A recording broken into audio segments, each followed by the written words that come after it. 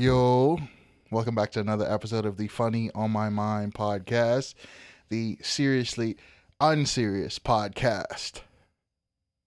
Today we have someone special here today. This is the first person that I'm interviewing that I did not know beforehand, so he's pretty special. Thank you. State your name and occupation for the record. Dustin Rogers. Work in hospitality funeral homes, and also have been a firefighter. Currently out of firefighting for 14 years. So you're no longer a firefighter? That's correct. I just resigned, put 14 years in, and yeah. Oh, okay. So you finally decided to hang up the bunker coat. Yeah, you hung up the jersey like Jordan. That's right. Yeah, he was like, it's kind of like that one meme that was circulating a couple of years ago when the lady was leaving Walmart after 9 years, Gail. Yeah. And she's like signing out for the last time. Yep. Okay. All right. Cool. All right. So, I mean, you kind of basically introduced yourself. So, I mean, and you also said what you do. So, where are you from originally? From Lamar, Missouri, about 45 minutes north of here. You just said you were from West Texas. Well, that's originally where I've lived, where I grew up in, was Texas, West Texas. Oh. But according to school and, graduated high school in Lamar, Missouri. Oh. Okay. I've been to Lamar. It's nothing really there. Yeah, that's about it. It's a little blip on the map.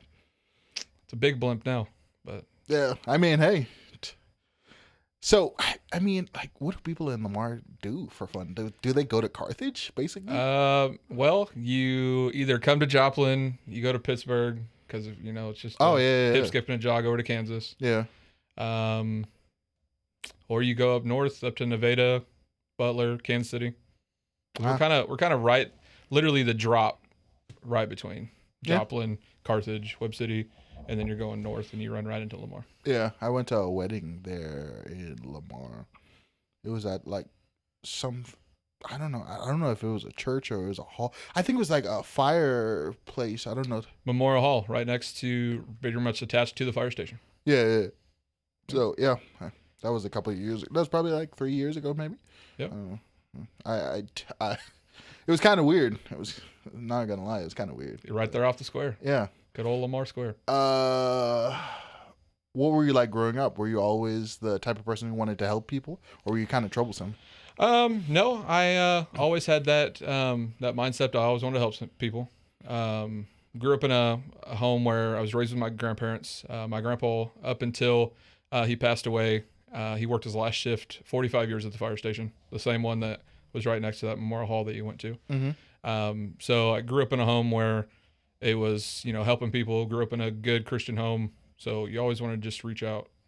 Okay, I mean that's pretty good. So you kind of followed in I almost said fire steps. Yo, that's that would work. That's a thing. That is a thing. Yo, okay, so that's cool. Okay, so big boots to fill.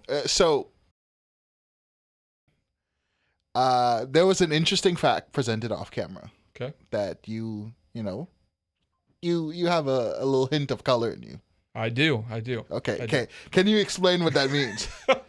A little hint of color. All right. So since the age of 10, I was raised in an interracial home, all the way up till current, 34 years old. So yeah, being the only white kid, growing up with a bunch of cousins and everything that were all, black. Yeah. Yeah. So, this may be controversial to say, but I personally feel like that, I mean, for me, it doesn't really matter the skin color per se, but I mean, like, if you felt the struggle, okay? Right. And if you were raised around it, I mean. Yeah, the whole struggle, the whole bouncing home to home. Oh, yeah. Other than, moving back to Missouri from Texas and being raised, by white grandparents. The bounce to bounce, I felt it. Yeah, listen, you're an honorary black member. So There you go. there it is. There it is. Theo Officially. yeah, officially. Theo might not agree with it, but as Theo's never gonna agree with it. yeah, but as the only full black person in the room, There you go. There you go. I dub you an honorary black man. All right, appreciate it. Okay. All right. Sign it up, plaque it on the wall. Yeah. Yeah, we gotta hang that up in the studio. Yeah. The first black ginger you ever had in the studio. Exactly. What did you think you were going to do with your life when you were younger? Well, like we mentioned, Lamar is a small farming town. So unless you have goals to be a doctor, lawyer, anything in politics, which my senior class, a lot of them now are in the dental industry, politicians, judges, lawyers. It's pretty much farming.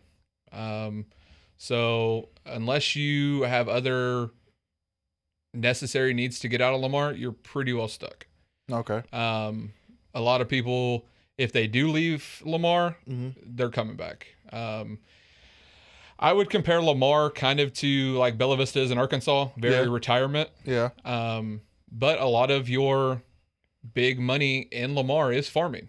Yeah. So if you were raised in a huge farming family, that's where you basically planted your roots and you stayed. Yeah. You kind of just joined the family business. Yep. Grew it huge. Do you currently still live in Lamar? Oh. I do not. I currently live right here in Jomo. Oh, okay. I was just wondering because you were talking about being stuck, and I was like, "Is he stuck?" Yeah. Nope. Okay. All right. Nope. Nope. I got out. Okay. Hey, I mean, listen.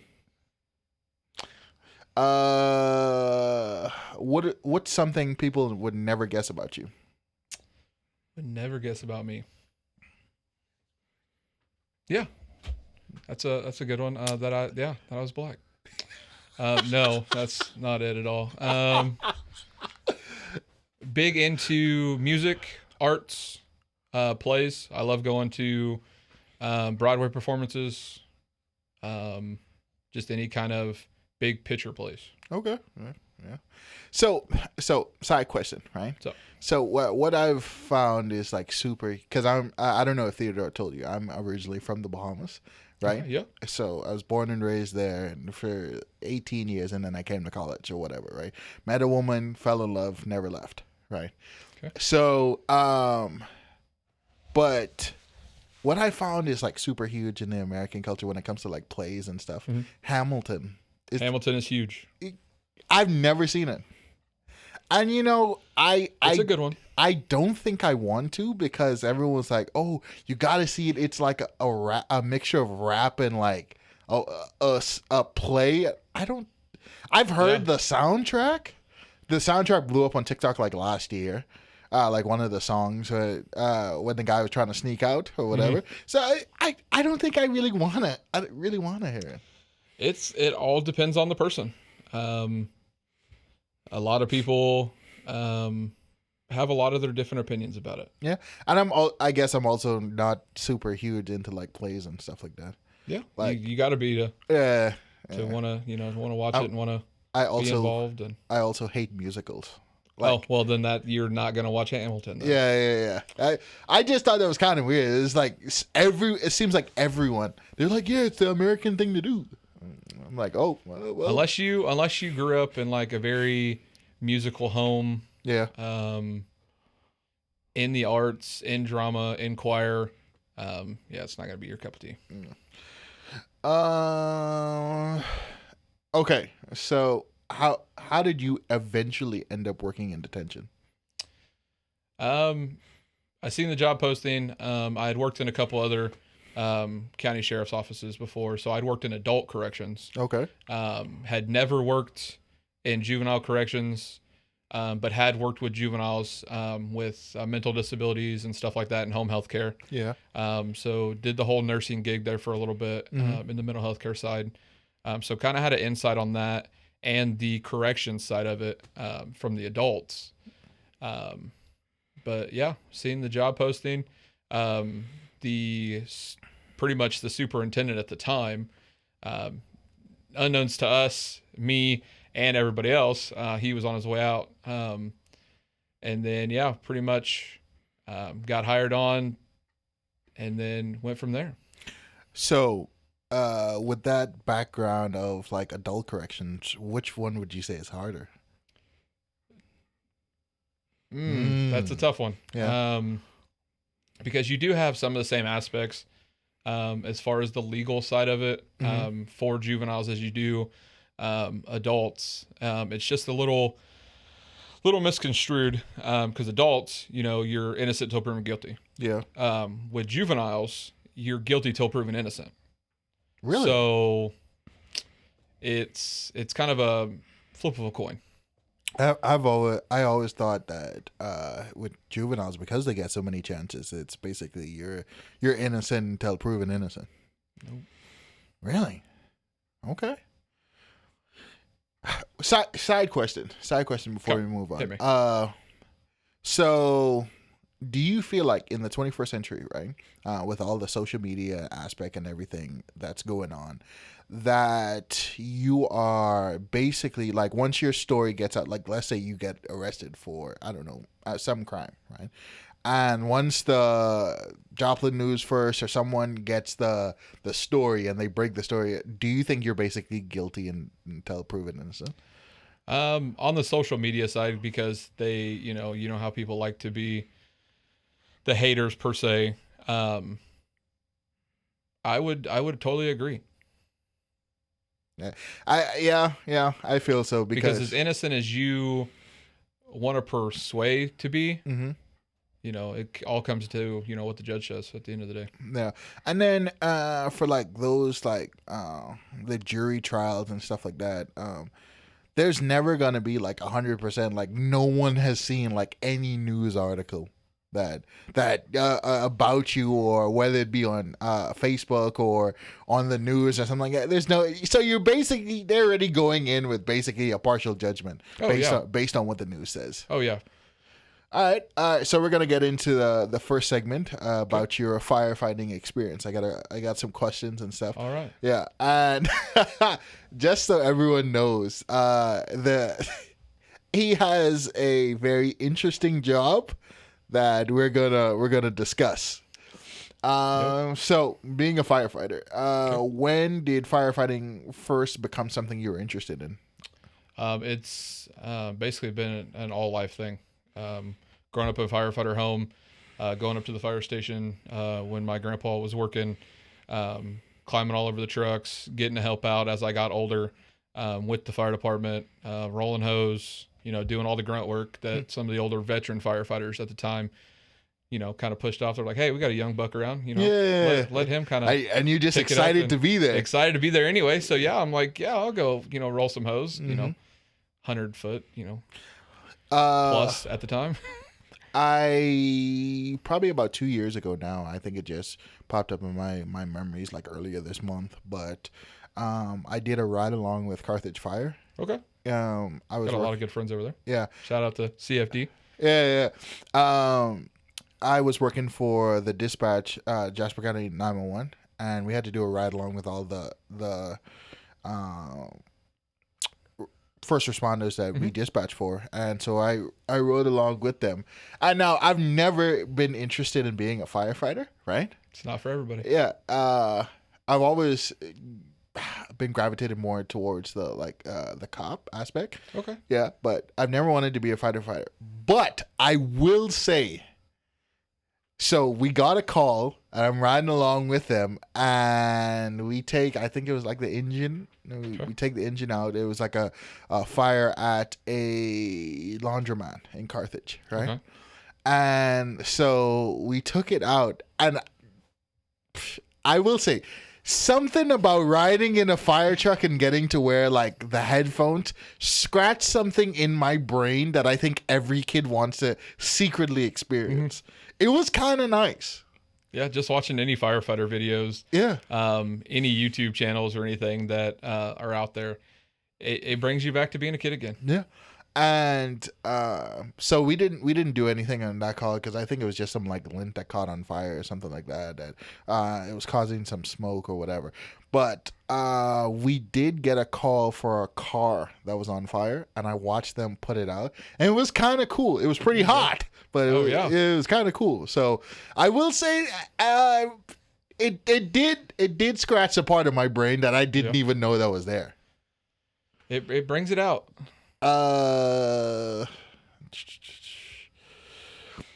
Do you think your profession gets, well, when you were a firefighter, do you think your profession gets the respect it deserves? It kind of depends on the department you're on. Mm-hmm. A lot of departments have a backside disrespect. Mm-hmm. Just because somebody may not have been treated the way they need to be treated on a call, or somebody said something at the wrong time. Mm-hmm. Or it could honestly just be the person that they don't like. Okay. So it all depends on the department that you're on. A lot of the bigger area departments, they're out there. The PR is on point. And they do get kind of a more of a chip on their shoulder. Yeah. But that also goes back to difference from being paid and being a volunteer. Yeah. So you've got that, that professional firefighter mentality that, hey, I'm better than you. Yeah. Even though we use the same water to put the same fire out. Yeah. That's actually, because I've been on both sides. I've been on the paid side and I've been on the volunteer side. So that's a pretty good answer. Side question: Is the cops versus firefighter an actual thing, or is that only seen in the movies? No, it's an actual thing. Here in the area that we live in, they do basketball games, do some other events that badges. Yeah. So. No. I mean, like, is the whole beef thing an actual thing? It can be. In the different towns and departments I've worked on, we kind of have beef with each other. Just here and there. But when it comes time to, comes crunch time, we've got each other's back no matter what. It don't matter how far the beef is or what it could have been about. Okay. Put it to the side and get to work. Okay. So typically the beef is usually person to person, not necessarily job to job. Right. Okay. No problem. Do you remember the first call you ever went on and what happened? Let's thinking back some years. Yeah, I also didn't expect you to be 14 years into it. So yeah, I get that.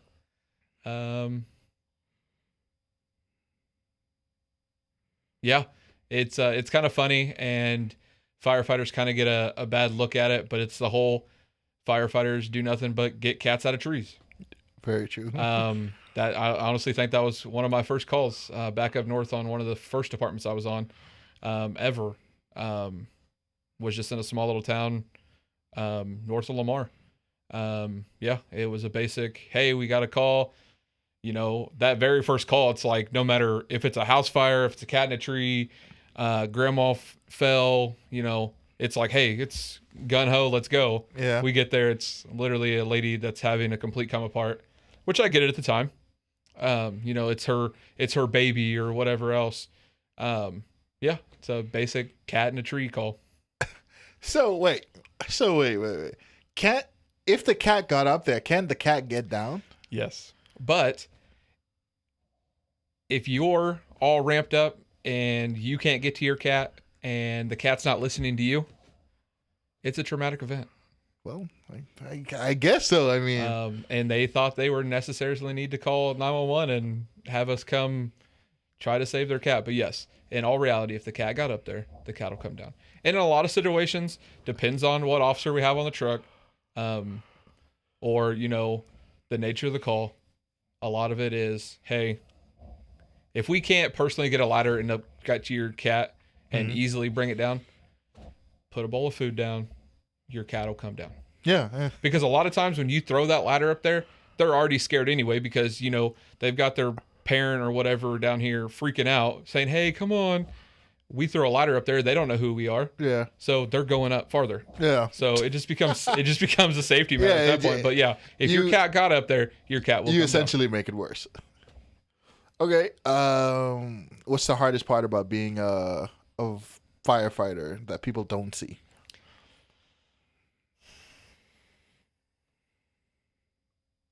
I think this goes back to you were talking about earlier being a telecommunicator.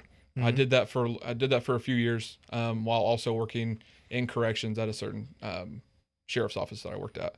Um, so the community sees it as it's a traumatic time for whatever individual Mm-hmm. it is at the time, no matter what the call is. Could Mm-hmm. be a whole list of from the very least amount of, hey, you stubbed your toe, but you thought that was a traumatic event and you needed us, to head-on collision, structure fires, anything like that. So I think it comes back to um, they don't see what truly affects the first responder. Yeah. Because yes, we see that you're completely having to come apart Mm-hmm. because of the situation. Which, if in regards, if firefighters, first responders, we're all humans too. Yeah. Which a lot of conception of we're superheroes. We're really not. Yeah. We do our best when the situation arises. Well. But I don't think they really see the true traumatic event that we go through after the call. Yeah. And when I was a dispatcher, that's ultimately why I left, because you're dealing with these traumatic incidents over the phone and stuff like that, and you're talking to the responders on the radio while on the call with this person, trying to read them these instructions. Do me a favor, can you twist your mic in for me? Perfect. You're dealing with all of these traumatic incidents over the phone and trying to get the responders there and everything like that. And after you get off the phone, there is like no follow through on what happened. You just got to collect yourself and answer the next call when it rings. So, and I think that's for me why I'm not a super emotional guy, but I felt the weight of it, of like the calls I was taking and stuff like that, and I was like, man, I don't know, it isn't for me. It wasn't for me. I was like, yo, props to the people that do it, but it's not for me. So that's and like I've mentioned before, it's not for everybody. Yeah. Even talking, kind of shooting back to being a telecommunicator. It's really not for everybody either. Oh yeah. If you can't handle, especially if you got littles at home, Mm-hmm. Oh yeah. in that first call of unconscious, not breathing infant, or even a toddler or anything like that, it shoots you back to, oh crap, I've got one of those at home. Yeah. Like, we deal with the same thing. Yeah. I've got little nieces and nephews that when I roll up to a call, or, when I did roll up to a call, it's like, oh, hey, it could have been the same age, or could have been a friend of my niece and nephew that we're close with. Because in this area, if you're firefighting, you pretty much know, they either know you or you've known them because you've either ran on them, or a close family friend, or, you grew up with them. Yeah. So it's a good flip of a coin that it's one or the other. Yeah, and I told Alyssa last week. I was like, when my wife was pregnant, when she was pregnant and she was like about to have our son, we had gotten a call for a 4-month-old baby that was unconscious and not breathing, and it was like boy, he later passed away. They got the responders there, and they rushed him to the hospital and everything, but he later passed away. And I was just thinking, because I didn't take the call, but I was in the room when it happened, and I was like, man, that could be my son, So yeah, it was rough. It was really rough. What kept you doing it? The need and want to help people. Okay. No matter what's going on in your life, no matter what's going on in theirs. Yeah. There's a situation, there's a call, they called you for something. Yeah. No matter how minor it could be or how major it could be to you, it's traumatic to them at that time. Yeah. and it's just the eagerness to want to help, to want to try to put a better face to who you may have been told who we are,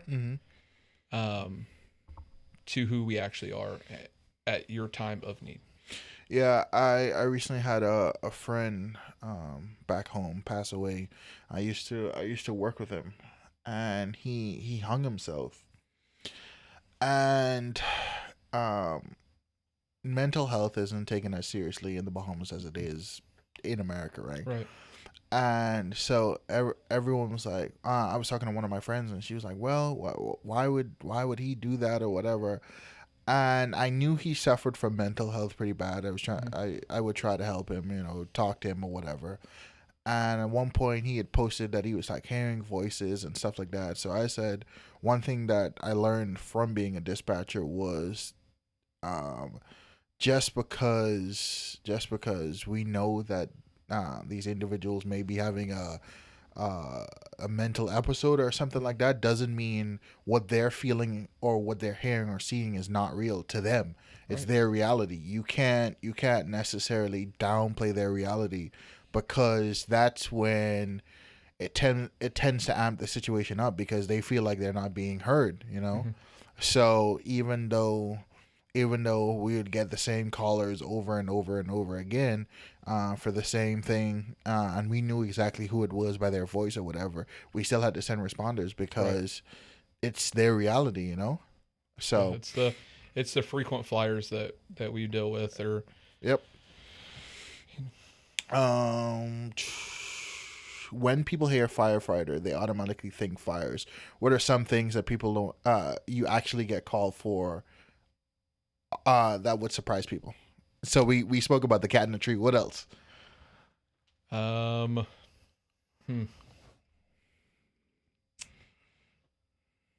so a lot of, and that is the perception when they hear firefighters, they think fires all the time. Like they think that, oh, you got into firefighting because you want to fight fires all the time. 95% of our calls are all medical calls. Yeah. Oh, Anything from your toddler fell off the swing, scraped his knee, let's put a band-aid on it. Let's, run a set of vitals. Make sure they're okay. Make sure they're okay. Not the parents okay. Make sure they're okay. Yeah. To cardiac arrest, dad's not breathing, CPR in progress. Yeah. They don't realize, because when they think medical, they think EMS. Firefighting is also EMS. A lot of us are medical responders.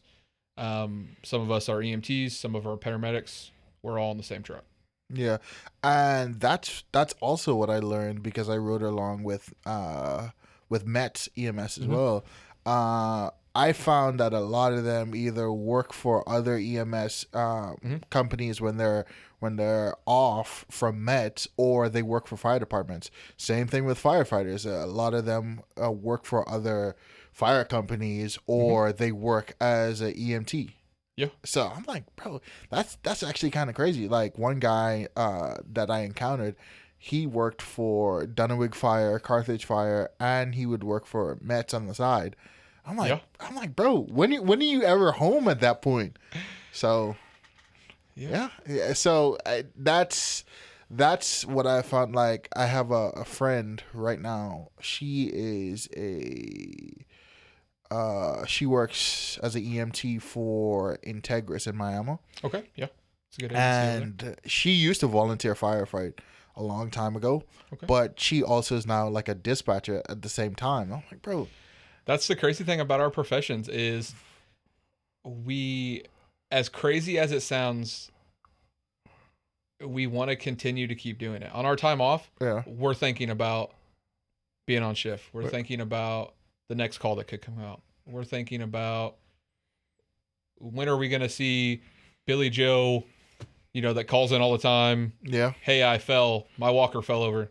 Yeah. We're constantly thinking about those. Yeah, I've been trying to interview her, but she's like so busy all the time. Like, she like Snapchat me sometimes and was like, yeah, I just ran a call. Recently she was like, I just ran a call for a kid that had a fishing hook stuck in his butt.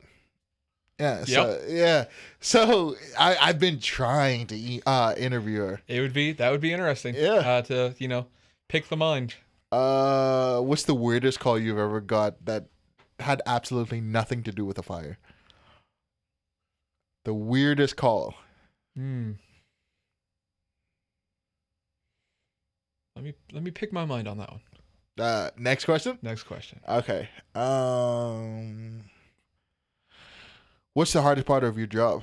Well, what was your job? I say once was my job, but once you're a firefighter, you're always a firefighter. Yeah. It's that thought process, that the way your mind ticks Mm-hmm. is always there. Okay. I think the hardest part of my job, when I was a firefighter, was leaving the calls at the station and not bringing it home, Yeah. because it's a mental aspect at that point. It's what you leave when you walk out said person's house, or a motor vehicle accident or a fire. It's leaving it there and not taking it home. That's that. Yeah. That's the See, hardest part. and again, it goes back to when I was a dispatcher. That was the hard. That was the hard part. Yep. Just And you can't really talk to people about it Yeah. unless they're in the same profession you are, Yeah. because then it goes into the whole legal side of, well, you can't really talk about that, or Yeah. you can't say this, or you can't say that. And then you've got your mom or your grandma, or somebody that's a strong structure in your life, like that you would normally with any other situation growing up Mm-hmm. would run to and try to vent and let pretty much unload. Yeah. You can't. Yeah. You can't drop all that on somebody who doesn't know what you go through day to day, unless it's another firefighter or EMT or paramedic or cop or Yeah. And then even if you do try to explain the situation a little bit to a person that's not in that line of work, they still don't fully understand what's going on. They just think that it was a bad call or whatever, but they also don't understand like the mental anguish that it takes on the person. So yeah, that was pretty hard for me, honestly. Out of everything you've done, what's the story you tell people and they immediately say there's no way? Hmm.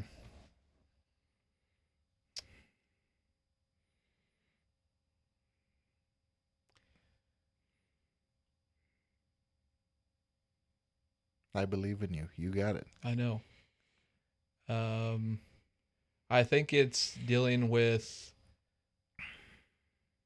the getting back on the truck, running that next call, knowing that you did everything you could on the last one Mm-hmm. to try to save, because it goes back to a call that you get dispatched, unconscious, not breathing. Mm-hmm. You do everything you can to get there. You do CPR. You hook them up to the monitors. You try to do whatever you can to try to bring them back, Mm-hmm. and you lose somebody right under your hands, right under your arms. And then the next call is a fully involved structure fire. It's, hey, I did this. Now it's time to go back to work. It's a lot of people don't see it as mentally they would be able to do that, or how did you do that? Like you literally just seen somebody die in your under your arms, and now you're fighting to save somebody, running into a burning building, trying to save a living person. Yeah. Is it a lot of compartmentalization? It is. You have to be mentally and spiritually okay with your life to be a first responder. Because if not, the trauma and the mental aspect of it will completely drag you down to the point where, and that's a big thing in first responding right now, you're either going to drink yourself to sleep, or you're going to put yourself to a sleep that you're never going to wake up from. That's crazy. I remember one of the first calls that I took. It was a 911 call, and this sticks with me to this day. It was for It was an older guy. He was in his 70s, and he had been married to his wife basically forever. And he called 911, and he was like, "Oh my," and he was so calm. He was a nice guy. He was like, "Oh, my wife, I woke up this morning and I was trying to talk to her, and she wasn't, she wasn't talking back to me.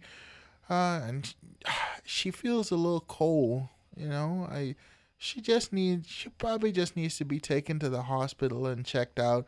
But as a dispatcher, you don't assume, but you know she's passed on. Yeah, I was like, man. Yep. And I ran a lot of calls like that, where being on the telecommunication side, you get those calls, you send the responding agencies to that, but then being on the other side of the phone, you get those calls where you roll up and, they're like, "Hey, this is what such and such happened." And then you roll up and they've passed in the night, in their sleep, or they got up and, got stuck and fell over and didn't wake up. Or they made it to the breakfast table and just collapsed right there in their seat. We found them in all different situations and different times, and oh man, different long times. Yeah. Like it'd been gone for a while. Yeah. And it sticks with me because he was so calm, and he thought that, she just needs a lift to the hospital for them to check out. She's gonna be okay, Yep. And I was like, man, that is rough. Yeah. Yeah. And he honestly probably thought that that's exactly what needed to happen. That she was we were gonna come do what we could do, load her up, take her to the hospital in a few long hours. If you're going to any, local hospitals around here. Yeah. No bash to any hospitals around here. That she would be back home, and they would go back to their little life that they've been living for 40, 50 years. Yeah. What's the most memorable call you've been on?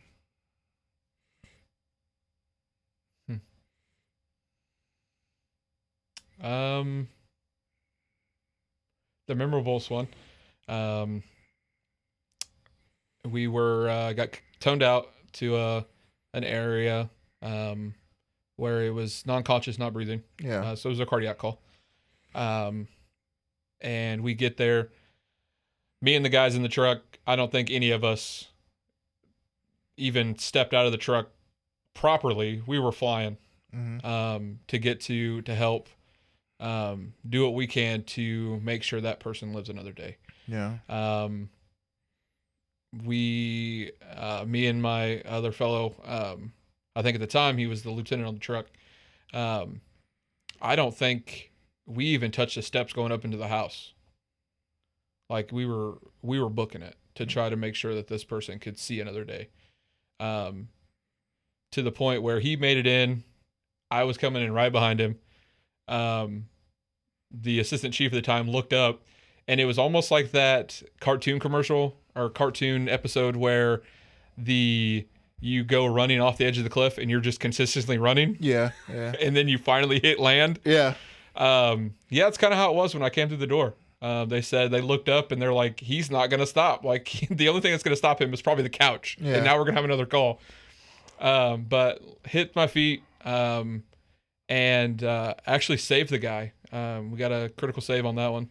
And that one's still kind of fresh because it wasn't too long ago. So it's very rewarding, but also it's our job. So we don't like plaque it up like, hey, look what we did. Yeah. No, it has a lot to do with what we could do, what the good Lord above had to do. It wasn't his time to go. Yeah. So that's the most recent one that kind of still fresh. Okay. Yeah, I mean, just the thought of saving someone. It's like, let me just flex my muscle a little bit. But it took a whole team of us. We had deputies there, we had us there, we had the ambulance crew there. So it was gladly a full team effort, to try to do whatever we could to bring it back. Okay. And with all 14 years of your experience, right? Was there ever a day that you were scared doing your job? Probably be the very first day ever starting out.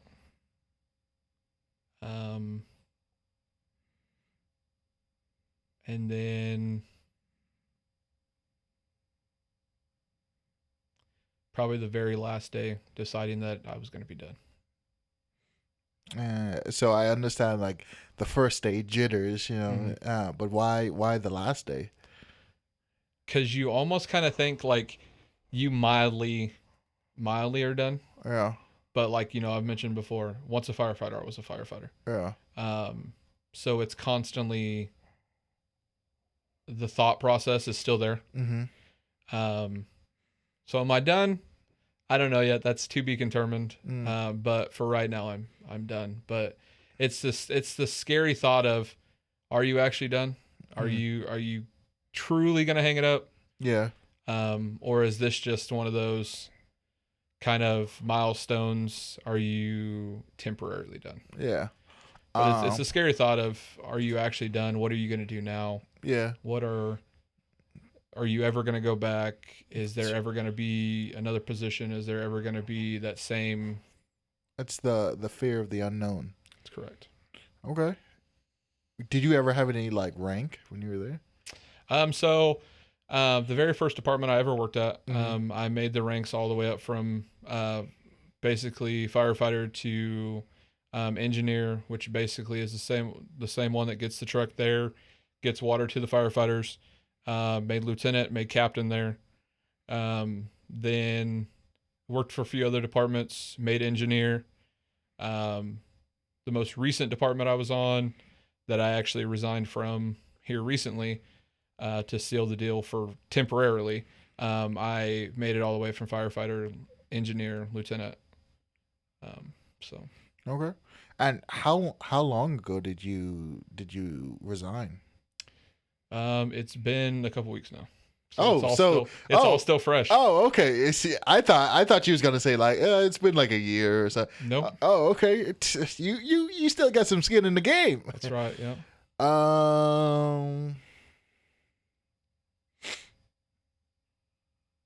Have you ever gotten a call where you knew it was gonna be bad before you even got there?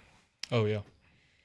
The good thing about some of the dispatchers we have in the area, is they're going to do whatever they can to make sure we have all the information we need. Yeah. Sometimes you don't get, everything you need. Yeah. As well as I do, Well, especially working the agency that you worked for that we've kind of hit and missed on. Yeah. You don't get everything.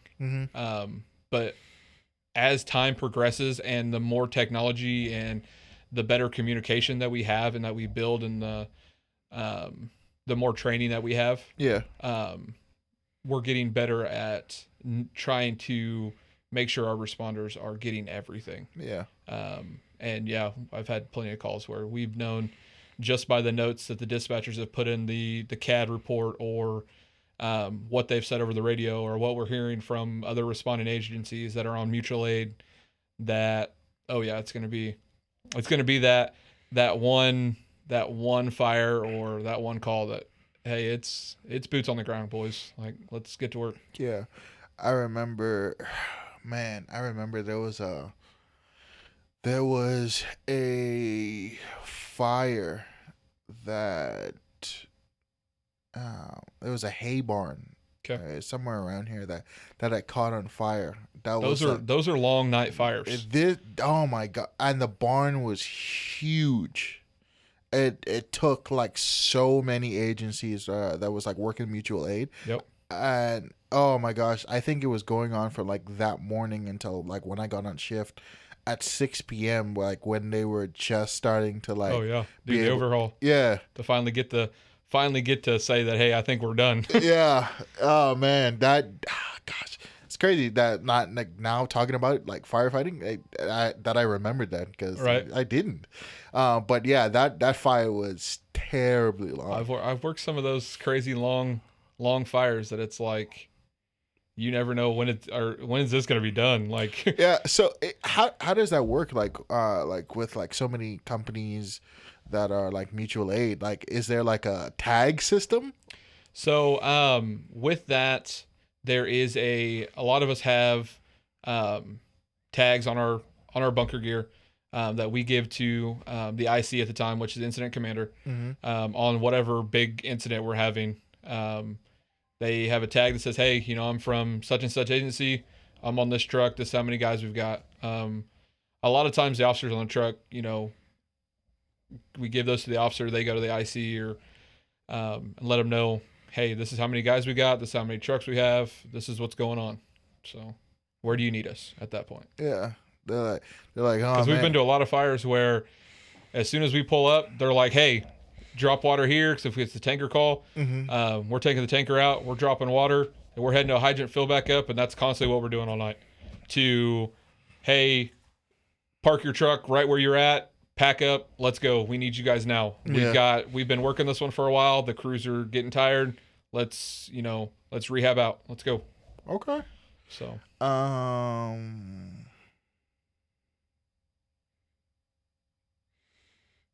What's the most rewarding thing that you've experienced? Like, I would assume probably saving that guy. yeah, that was a good experience. Getting the chance um, to know that he gets to spend another day with his family. Yeah. Yeah. Gosh. Just save a life. Yeah, like when I was a dispatcher, we had like a board, Mm-hmm. and you get like a heart and you put it on the board if you had a life save. There you go. Yeah. So yeah. Getting to put that little heart up there on the board. Yeah. So when I was there was only one guy that had gotten a life save in like the last like year. Oh wow. Yeah. So all right. So we're gonna move into the second segment, right? And I named the second segment "Body Recovery," right? So, Okay. for the audience, again, tell them what it is that you do as a side gig. Okay. So for a part-time gig, outside of the full-time job I have, and then just recently leaving the fire department, I work in the care team Uh huh. for a local funeral home, and I also work in pet cremation. Oh my gosh. Pet. Okay, so we're gonna dissect this. Okay, Yeah. Might So- as well. how did you end up getting into the whole body recovery thing? So I'd seen I had worked with a former assistant chief of mine Uh huh. that was a local coroner in the county that we live in. Uh huh. And that's something I really want to do. Like I always had ran calls that, you know, we show up, you know, whatever the issue is, you know, we had to call the coroner because there's a dead body or, Yeah. you know, to pronounce them whatever they need to do. Or there was a call that went south and they need to run an autopsy. So they call the coroner. I Yeah. was like, man, you know, that's something I really want to get into. Like that's something I want to do. Like that's my next step. Uh huh. And what I think I want to do. So, and that kind of helped out with kind of the ease of me leaving firefighting and getting more into the funeral home stuff Mm-hmm. because that's, you know, something I'm like, hey, you know, this is the next step into what I want to do. Yeah. So, yeah, and that's my future goal is to eventually be, you know, to help out with either a deputy coroner or further in the funeral home business. Oh. Oh. Okay. Uh. This segment could go so many different ways. Oh man. So okay. Move off So energy drink. yeah. So you recover bodies, or what? Tell the audience what you do. So, being part of the care team, Yeah. we at whatever, you know, however long it takes for you guys to give us a call, after a loved one has been passed, us as a care team member, we are the ones who come out after they have passed, more of the taking care of the loved one and bringing them back to the funeral home. So we do everything from, let's see, got tongue tied on that one. We do the aftermath of everything that happens after the loved one has passed. So all the funeral home stuff. Okay. But we basically go there, pick up your loved one, and bring them back to the funeral home. So you've driven a hearse before? So I haven't got to drive a hearse yet to like an actual funeral or to a cemetery. Yeah, but the most I've got to drive a hearse is to our back lot to like wash it down and clean it really good. Oh, okay. Is it creepy? Like just the whole like you're covering the body. Like, is it creepy? It can be. It's got a little bit of a morbid job. Listen, me personally, man. Listen, if I'm in the car, right? If I'm driving this body back to the funeral home, right? The only thing that's going through my head is what music to play or what? Not even music. Listen, if this guy starts moving, I'm gonna have to wreck this car. I'm going to have to wreck this car. Okay? Because, for lack of a better term, this guy is supposed to be dead as a doornail, right? Okay. So, oh man, I'm one of those guys. Like, I freak my own self out. Okay, right? Because of course, if you know the person's passed on, there's nothing to worry about. Correct. But I'm driving, holding the wheel with two hands. I'm like, bro, please don't move. Please don't say nothing. Oh, man. Yeah, and it's kind of crazy because it was kind of my thought process, too, about what would I do if that was to happen. Yeah. But the smallest little creakers, like, you just got that look in the back, side of your eye. Yeah. It's almost... All right, we're just going to keep driving. It's almost like when you're home alone, and you hear something in the house. The house settling? Yeah. You're supposed to be here alone. Right? Listen, man. Again, I couldn't do it. But it also goes back to the years of firefighting. Watching childbirth at the very beginning of, somebody being born that couldn't make it to the hospital in time. Yeah. To helping them midlife with whatever crisis they could have. Yeah. To rolling up on a call that, they've passed. Or we've worked a motor vehicle accident where they're, DOA when we get there. I think a lot of that helped me with getting in the funeral business because I've seen it all from birth to death. Like, I've put my own family member away. Like, I've been to multiple different funerals. Dang. It's just the aspect of being mentally okay with dealing with the deceased. That was going to be my next question. Like, are you okay? Yeah. Yeah. Perfectly. Man. Perfectly. So okay, like let's say there's a person watching this right now, right? Okay. That says, I want to get in the funeral home business. What's one thing you would tell them? Like a piece of advice. Make sure you're mentally okay. Okay.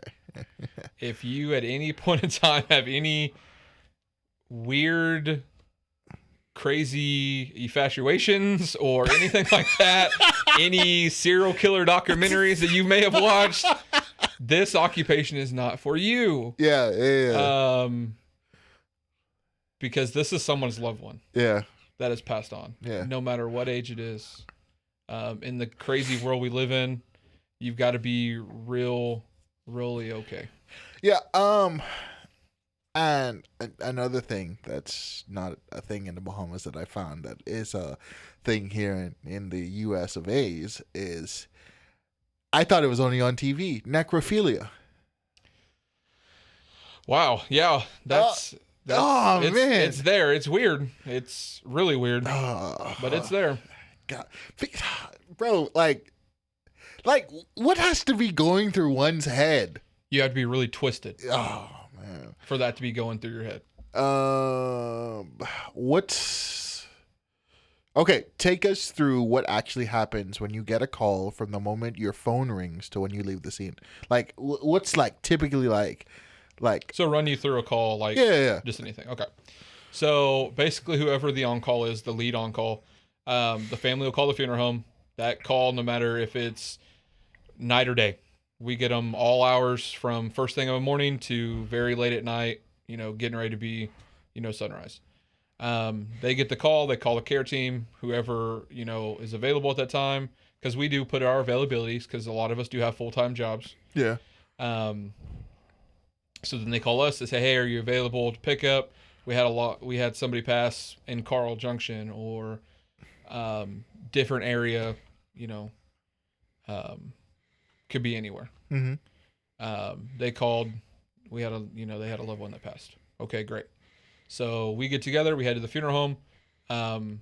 We don't arrive in a hearse. The hearse is more for funeral homes. Mm-hmm. So we have basically a care team van Mm. that's got some older modeled, like basically if you were ever to watch like an old hospital movie, like Mm-hmm. the old stretchers, not like Yeah. the newer up to date. There are some funeral homes that do have the most up to date stretchers and everything, gurneys, um, that so that we have all that. So we pick up the van and then we go to wherever your loved one has passed. If it's at home, if it's out in the yard, if it's at the hospital, to pick them up at the morgue, Mm-hmm. um, So like, the side of the road because there was just an accident. Like, so when you pick them up, right?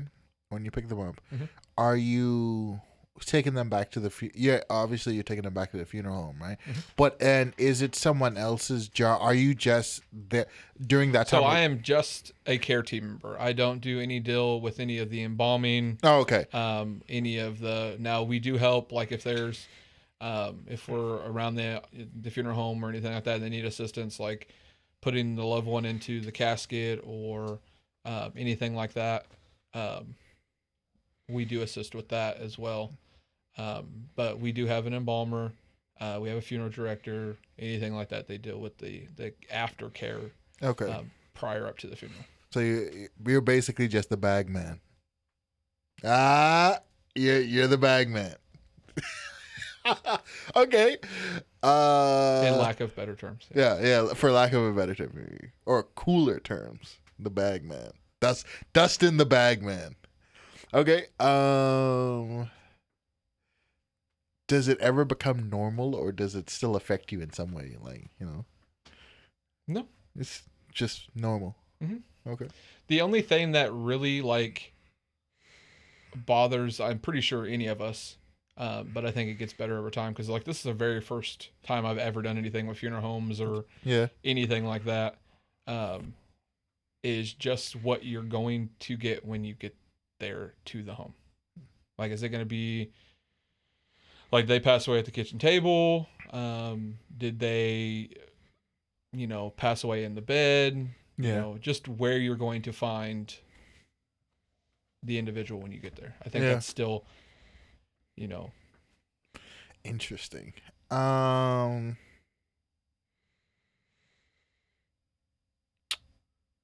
What's one thing? I don't know why I put that there. What's one thing you wish you could erase from your memory? Is that a thing?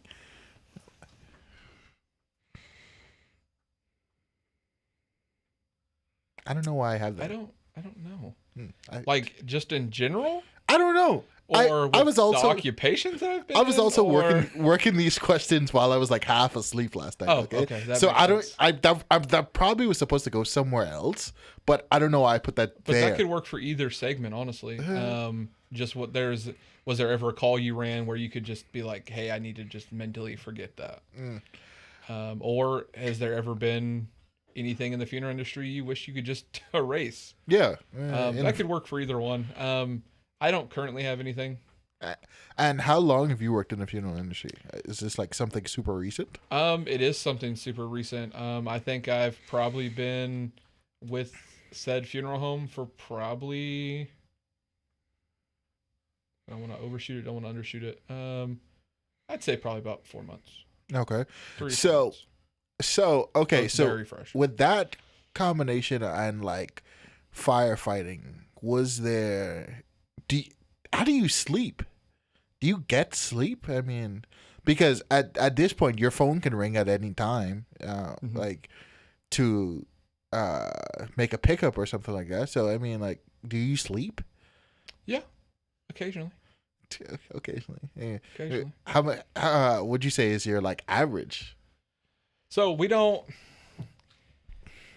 Eventually, you have to make yourself go to sleep. Yeah. Because if not, you eventually have to shut your brain off. Be like, hey, it's time for me to go to sleep. Yeah. So we're not constantly on call. Like there's a good group of us at the funeral home that are on the care team that if you're not available or you've ran what you can run, then be like, hey, I'm just going to take a couple days or Yeah.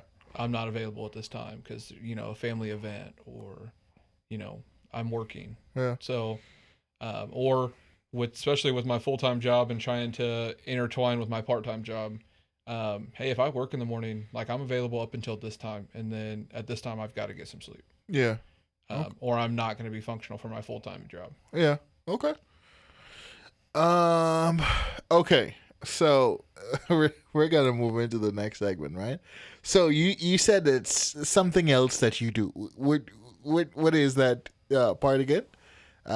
Something about animals. Oh, pet cremation. Pet cremation. Yes. That's a thing. It is. Mm-hmm. Yes, sir. You cremate people's pets that have passed on. Yeah. And what do? You give them the ashes? Mm-hmm. Just like you would with a human remains. Other than it's not like fire cremation, it's aqua cremation. What? What the hell is aqua cremation? So it's basically an alkaline, like chemical. It's a very complex way of chemicals. It's basically giving them their last bath, or if your dog was very active in water, it's giving them their last swim. So is it? Is there ashes? Mm-hmm. Interesting. So how'd you get into that? It's part the funeral home that I currently work for. We actually do funeral services, and we also do area pet cremation. So okay, so your pet passes away, you call us. You can either decide that you just want to do a simple, which is basically we come pick it up, or you can drop off. We take the remains, we put them through the aqua cremator, and then we dispose of the ashes. Or you can do a private where you could get the paw print, the snout print, the hair clippings, a bunch of different keepsakes like keychains, necklaces, rings, knives, and you get back an urn where the remains are in, and has a nameplate with the pet's name on it. And we deliver that back to you. Yo. Just like we would if you lost a loved one and they want to be cremated. Wait. Except for the other stuff, like we don't do. Keychains and necklaces, knives of what? Of the remains. How is that a thing? It's been a thing for a while, man. So within the last 4 months, right? But it's not like per se, like you're not going to get, like if you order a knife with a paw print or ashes or something in said object or item, it's not going to be the full animal. Yeah, of course. So it's just a keepsake. So it's only going to be minimal, and then you still get the urn of the remains of the pet that you had. Could be anything from a lizard to a horse. A horse? Yep. You guys... We do equine. Oh my god! This is again new for me because one. Outside the camera, I'll fill you in and we'll. Okay. I'm like, this isn't a thing in the Bahamas. Like, if your pet passes away, okay, And back where I'm from, if we had a pet that passed away, we take it out to a family friend or a farm, and we bury it. Yeah. But actually, people who, and it's coming more frequent and more popular. Because people don't want to let go of their pet. Their pet was basically like a kid or a family. It's part of the family. So so in the last 4 months that you've worked for this said funeral home, right? Have you like seen like someone actually pick the private package or whatever?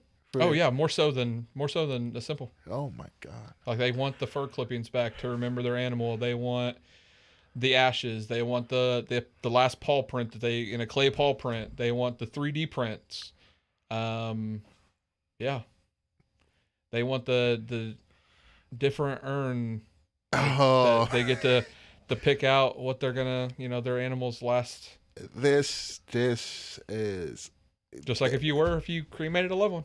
That okay? So per side, you don't get hair clippings and stuff like that. Yeah. Wow, that certainly is something. Do you understand it? Like why they do it? I understand because you've got to be under the understanding that people do it with families. Yeah. Like if your family member passed away, they cremate you. They put you on the mantle, or they put you, they keepsake or whatever to keep you around. Because they don't. It could be a religious thing that they don't believe in burial, or it was the cheapest at the time. Yeah. So that what the family could afford. So you've got to be okay with human cremation to be okay with pet cremation. Yeah.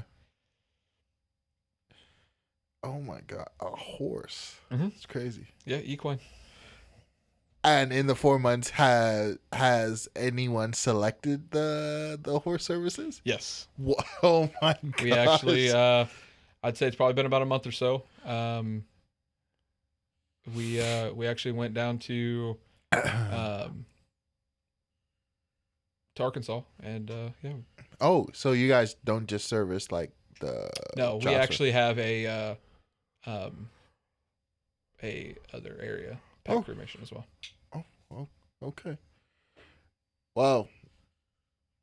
So we do our area, and then we also do the state below. So.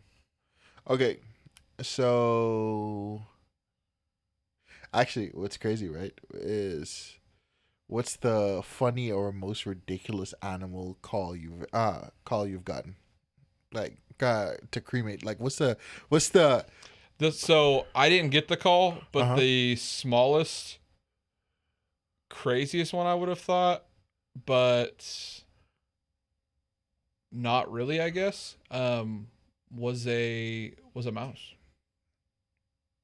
A mouse? Yeah, like a full size rodent. Oh my gosh! And I'm assuming the biggest one would be a horse. Oh my gosh! But we've also picked up dogs that are like miniature horses. Like they're fairly big. Yeah. But that's somebody's loved one. You gotta think about it. Yeah. You gotta think about it in that aspect. You gotta treat it the same way. Man. All right. So last question, right? Okay. Last one. So you've dealt with fires, emergencies, deaths, animals, and juveniles. Does all of this change the way you look at your everyday life? Oh, for sure. Okay. Just because you've literally seen it in the complete full circle. Like I was saying, I've seen it from birth all the way up to they pass. Okay. And done everything possible between. So, okay. Law enforcement. I have a funeral homes. I have a side question for you. What's up? Right. So, with all of this, for lack of a better term, your life has kind of been surrounded with like death, right? Well, yeah. Well, with the whole firefighting and, someone could pass away on a call or something like that, and you work for a funeral home and you cremate pets. It's still kind of crazy to me, right? So, is there, I don't know. So for me personally, right, I have I would say a small fear of like dying, right? Are you afraid of dying? Since it's so normalized. No, I am perfectly ready if the time comes spiritually that when it's time, it's time. and it's not going to be any of my doing when it's Yeah. not. Oh, It's of gonna course, be, of course it's not. going to be clearly, Yeah. the good Lord above. So Interesting. but yeah, not afraid of dying. You and in the occupations that I've been in, Mm-hmm. at any point in time, if you're ever scared to die and you're not mentally, spiritually, physically okay, these occupations are going to tear you down. Yeah. Interesting. Well, Dustin, with that Yes, being sir. said, thank you. This You're has welcome. been a very educational episode. Roller coaster, man. Yeah. Oh my gosh. Emotional roller coaster. We've talked about everything. Oh my gosh. I can't wait to go home and tell my wife about what I just heard. Okay. Mm-hmm. This is awesome. But thank you for coming to the podcast and sharing your your wisdom and knowledge. Appreciate it, man. You did very, very well. Usually people are nervous, but you were completely fine. I tell people all the time, it's just like having a conversation between Right. two people. So Yeah. it just so happens that the camera's pointed at you. So, Right. And you can't say certain things. Yeah. So, but thank you so much for the audience it. listening. Thank you so much for your support. You can tune in to the podcast. You can, oh my gosh, I always get this wrong. You can stream the podcast on all your favorite streaming platforms, whether it be YouTube, Apple Podcasts, Amazon Music, or Spotify. New episodes every week at 6 p.m. No later, no earlier. You can also follow the podcast for clips of each episode. We're available on YouTube Shorts, Facebook, TikTok, Instagram, at all social medias at Funny on My Mind Podcast. And with that being said, I forgot when we were starting, but now that we're closing, we always Is it the time for the clap? it's the time for the clap. I forgot I'm a terrible host. All right, ready? You're gonna on the count of three. Count of one, I guess. 3, 2, 1.